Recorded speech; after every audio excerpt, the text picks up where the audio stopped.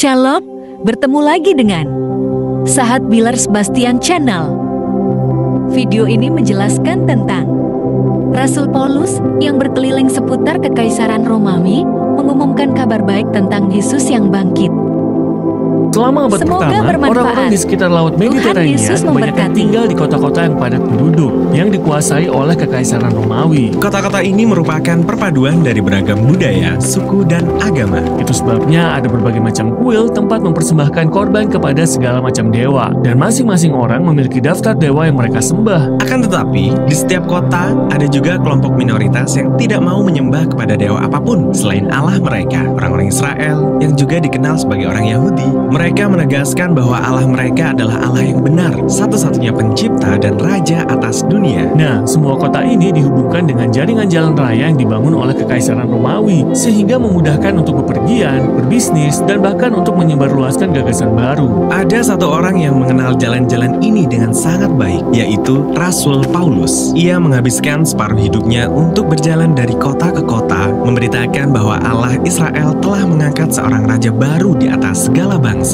Belum pernah ada raja yang seperti ini sebelumnya. Betul, kebanyakan raja memerintah dengan kekerasan atau kekuasaan. Tetapi raja yang baru ini memerintah dengan pengorbanan diri dan kasih. Namanya adalah Yesus, dan Paulus adalah pembawa beritanya. Ia mengajak semua orang untuk hidup di bawah pemerintahan raja ini. Kisah perjalanan Paulus dan bagaimana orang-orang menerima berita ini merupakan inti dari bagian ketiga dalam Kisah Para Rasul. Selama beberapa waktu, basis Paulus berada di kota Antioquia, dan dari sanalah Paulus dan rekan-rekan kerjanya memulai 3 perjalanan misi melalui darat dan laut menuju kota-kota penting di seluruh kekaisaran. Tempat pertama yang dikunjungi Paulus di tiap kota adalah rumah ibadat Yahudi, tempat jemaatnya berkumpul. Di sana, ia akan mengajar dan menunjukkan bahwa Raja Mesias yang dijanjikan dalam kitab suci Ibrani itu adalah Yesus dari Nazaret. Ada orang-orang yang percaya pada berita ini, ada yang tidak, dan ada juga yang menganggap berita ini sangat menyesatkan dan berbahaya. Orang-orang inilah yang memicu kerusuhan untuk mengusir Paulus dari daerah itu. Karena itulah Paulus kemudian pergi ke kota-kota perdagangan yang ramai.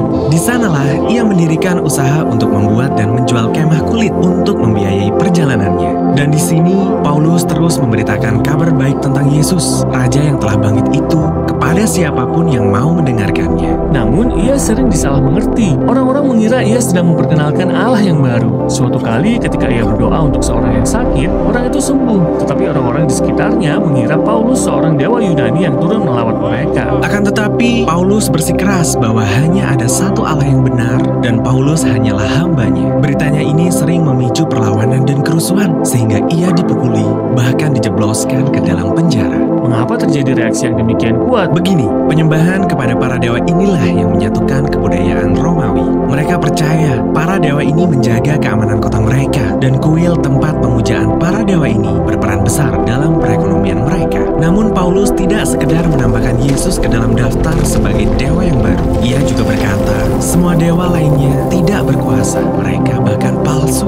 Jadi ia merendahkan cara hidup mereka. Ya, dan terlebih lagi, ketika Paulus memberitakan Yesus sebagai raja yang baru, ia memanggilnya sebagai Tuhan atau anak Allah, sebutan yang biasa digunakan orang untuk Kaisar Roma. Jadi pesan Paulus langsung terdengar sebagai ancaman terhadap seluruh tatanan politik. Lalu mengapa ada orang yang mau bergabung dengan gerakan ini? Kan kedengarannya berbahaya. Ya, karena orang-orang ini terpikat pada kisah Yesus dan bagaimana kasihnya membangun komunitas yang memperlakukan semua orang setara tanpa memandang suku, jenis kelamin, atau status ekonomi. Orang-orang ini membangun keluarga yang baru.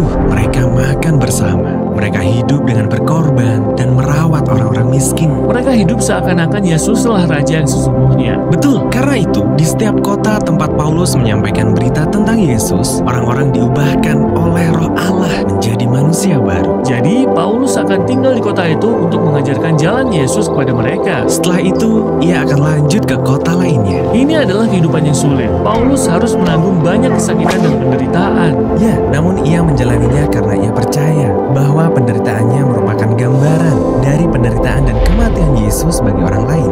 Ia berkata bahwa kasih Allah lah yang mendorong dia untuk memberitakan kisah tentang Yesus apapun menanggung resikonya. Setelah perjalanan misinya yang ketiga, reputasi Paulus semakin meningkat. Ia mendapatkan banyak teman baru, tetapi juga banyak musuh baru yang semestinya ia hindari. Tetapi Paulus tidak menghindar dari mereka. Perhentian berikutnya adalah Yerusalem, kota yang penuh dengan orang-orang yang ingin menangkap dia, bahkan menginginkan kematiannya. Jadi, mengapa ia tetap pergi ke Yerusalem? Dan apa yang terjadi ketika ia sampai di sana? Inilah yang menjadi inti dari bagian terakhir Kisah Para Rasul.